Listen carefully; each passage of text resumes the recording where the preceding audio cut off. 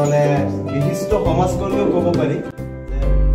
নগাঁও লোকসভা সমষ্টিত প্ৰাৰ্থিত্ব প্ৰদান কৰিব ডিএছপি দলে। দলৰ সভাপতি তথা কোকৰাঝাৰ সমষ্টিৰ সাংসদ নৱকুমাৰ শৰণীয়ে নগাঁৱত এই কথা ঘোষণা কৰিছে। নগাঁও লোকসভা সমষ্টিৰ ডিএছপি দলৰ প্ৰাৰ্থিত্বৰ দাবীদাৰ ৰাইহান উদ্দিনৰ বাসভৱনত অনুষ্ঠিত হোৱা এক ইফতাৰ পাৰ্টিত অংশগ্ৰহণ কৰে সাংসদ শৰণীয়ে। তদুপলক্ষে বিশিষ্ট সমাজসেৱক আব্দুল মতিন চৌধুৰীৰ সভাপতিত্বত অনুষ্ঠিত হয় এখন নিৰ্বাচনী সভা। সভাত বিভিন্ন দলৰ পৰা শতাধিক লোক জিএছপি দলত যোগদান কৰিছে। নগাঁৱৰ পৰা বিভূতি বৰাৰ ৰিপৰ্ট ইছা 24x7। হয়, জিএছপি দলৰ পৰা অসমত কেইটা সমষ্টিৰ বাবে প্ৰাৰ্থিত্ব প্ৰদান কৰিব আৰু নগাঁৱৰ বাবে কাক এইবাৰ নিৰ্বাচন প্ৰাৰ্থিত্ব দিব বুলি আগবাঢ়িছে আপোনালোকে বিবেচনা কৰিছে? আমি অলৰেডি 3টা ঘোষণা কৰিছোঁ।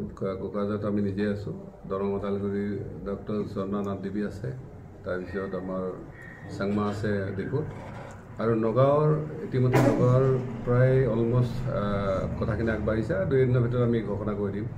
ইয়াৰ পিছত ভাবি প্ৰাৰ্থী হিচাপে আমাৰ অভিযন্তা ৰায়ুদ্দিন চাহাব আছে, ওচৰতে আমাৰ বহি আছে, আৰু একেধৰণে কেইবাটা সমষ্টিৰ কাৰণে কেণ্ডিডেট বিচাৰে ইতিমধ্যে আমাৰ ওচৰত আবেদন আহিছে।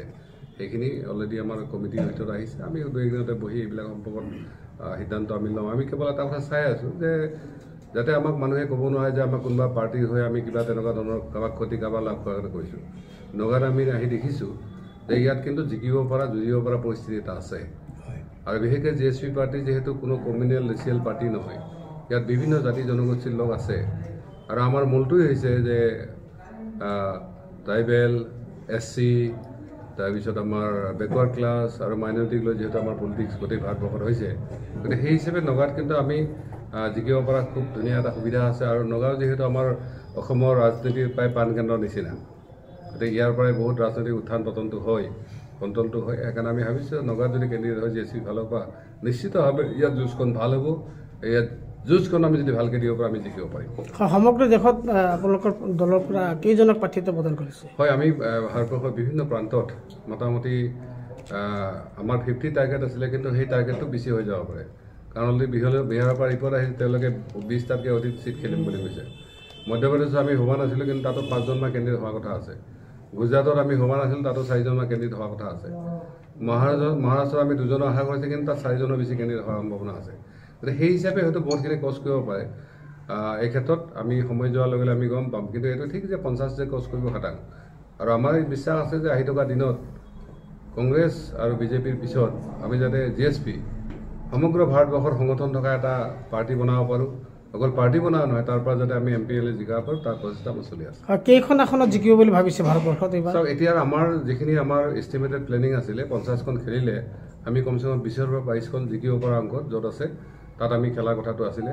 আৰু সেই হিচাপতে যদিহে বেছি খেলা হয়, কাৰণ ইলেকশ্যনৰ ইকুৱেশ্যন এনেকুৱা হৈ যায় একদম সময় মূৰত হয়তো কিছু নভবা প্ৰাৰ্থীও ওলাই যায়, তেনেকুৱা সম্ভাৱনা থাকিলে বেছি হোৱা সম্ভাৱনা। কিন্তু আমি এটলিষ্ট কমচে কম 15টা যাতে কেণ্ডিডেট আমি জিকাব পাৰোঁ MP, আৰু আমাৰ লগত যায় যেতিয়া একেলগে পাৰ্লিয়ামেণ্টত তেওঁলোকে বহি মেলি ৰাইজৰ বিষয়বিলাক দাঙি ধৰিব আমি সেইটো চেষ্টা কৰিছোঁ। জিএছপিৰ মূল যুঁজখন কাৰ লগত হ'ব? বিজেপিৰ লগত হ'ব নে কংগ্ৰেছৰ লগত হ'ব? চাওক, আচলতে আমি পাৰ্লিয়ামেণ্টতো কৈছোঁ আমি না ইণ্ডিয়াৰ লগত আছোঁ না NDAৰ লগত আছোঁ, কাৰণ ইণ্ডিয়া বুলি ক'লে তেওঁলোকে প্ৰায় 60 বছৰ ভাৰতবৰ্ষ শাসন কৰিছিলে। আজি নগাঁও যিহেতু মাইনৰিটি ভোটাৰ বেছি আছে, আজি সাধাৰণ কথা এটা কৈছোঁ যে চবতকৈ ইম্পৰ্টেণ্ট আৰু চেঞ্চিটিভ ইছ্যু হ'ল মাটিৰ ইছ্যুটো। মই বেলেগ কথা নকওঁ, চৰ চাপৰি থকাবিলাক যিবিলাক মানুহ আছিলে তেওঁলোকে মাটিটো দিব নোৱাৰিলে। NRC লোক যথেষ্ট, সেইকাৰণে এওঁলোকৰ প্ৰতি বহুত ক্ষোভ আছে। ইফালে আকৌ বিজেপি আপুনি দেখিছে যে তেওঁলোকে কেৱল ধৰ্মৰ নামত তেওঁলোকে পলিচি কৰিব গৈ আছে। গতিকে এই 2টা পাৰ্টিকে বাদ দি আমি মাজেদি যেতিয়া ৰাস্তাটো ওলাই লৈ যাব পাৰোঁ। আমাৰ ইয়াত হিন্দু মুছলিমৰ কোনো কথা নাই, জাতিগত কথা নাই, আমাৰ সাধাৰণভাৱে যিখিনি ৰাইজৰ সমস্যা সেই সমস্যাখিনি আমি কেনেকৈ সমাধান কৰিব পাৰোঁ সেইখিনি কথা আমি গুৰুত্ব ৰাখি, ধৰি লওক ভূমি সমস্যাটো, অকল ভূমি সমস্যা আমাৰ মাইনৰিটি নহয়, ট্ৰাইবেল মানুহবিলাকৰ ভূমি সমস্যা আছে, 5th schedule 6th schedule non ট্ৰাইবেলবিলাকৰ ডাঙৰ সমস্যা আছে। আজি যে আমি ডিফুত গৈছিলোঁ, ডিফুতটো এনেকুৱা কথা যে য'ত মানে বড়ো মানুহখিনি তাত মানে ট্ৰাইবেল নহয়, অথচ প্লেনত কাৰ্বি মানুহখিনি নহয়, ট্ৰাইবেলৰ মাজতে এনেকুৱা ধৰণৰ বহুত ইছ্যু আছে। ইভেন আমি ট্ৰাইবেল হোৱাৰ পিছতো আকৌ আমাক মানে পলিটিকেলি কৈছে আমি ট্ৰাইবেল নহয়। গতিকে এই ধৰণৰ পলিটিক্সৰ কাৰণে এই কৰা বস্তুবিলাক আমি কেনেকৈ খতম কৰি আমাৰ ৰাইজক প্ৰকৃততে সুৰক্ষা দি কেনে সকলো কাহিনী সুৰক্ষা আমি যাতে দিব পাৰোঁ GSP পৰা এইটো আমাৰ প্ৰয়াস চলি আছে ৰাইজৰ সহায় কেনেকুৱা পাইছে আপোনাৰ চাই এতিয়া আপোনালোকে ইয়াতে নিজে দেখিছে যে ইয়াততো কোনো এনেকুৱা মই সেইকাৰণে সুধিছিলোঁ যে হয়তো ব্যক্তিগতভাৱে মোক আজি আপোনাৰ দেখিছে ইয়াৰ পিছত আপোনালোকৰ ভিডিঅ' ফেচবুকত চাব হোৱাটছআপত চাব কোনোবা এটা ডাঙৰকৈ কৈ দিব এওঁ মানে কাৰোবাৰ ভোট কাটা আহিছে হয় নে নহয় তেওঁ ক'ব যে কাৰোবাৰ সহায় কৰাৰ কাৰণে আহিছে এতিয়াতো আপোনালোকে নিজে আছে গোটেইখিনি যে আপোনালোকে আচলতে এই গোটেই ৰাইজখিনি কাৰোবাক হাৰোৱাৰ কাৰণে আহিছে নে কাৰোবাক জিকাৰ কাৰণে আহিছে আপোনালোকে নিজৰ নিজৰ সমস্যাৰ আজি সমাধান কৰা এটা পথ বিচাৰি GSP ওচৰত আহিছে আৰু সেইকাৰণে কৈছোঁ যে আমি প্ৰথমতে কৈছোঁ যে আমি গোটেই ভাৰতবৰ্ষত মোদী টাইপ নহয় মোদী উল্টাটো এটা মহাবদলাও লাগে আমাক ভূমি সমস্যাৰ পৰা সংস্থাপনৰ সমস্যালৈকে এই গোটেইখিনি আমি ভালভাৱে এড্ৰেছ কৰিব লাগে ঠিক তেনেকৈ তেওঁলোকৰ কেৱল যিটো ধৰ্মৰ নামত বা জাতিৰ নামত পলাই আছে সেইটো আমি বন্ধ কৰিব লাগে একেধৰণে পাৰ্টিবিলাকে চিণ্ডিকেট কৰি ৰাখিছে যে আমাৰ সেই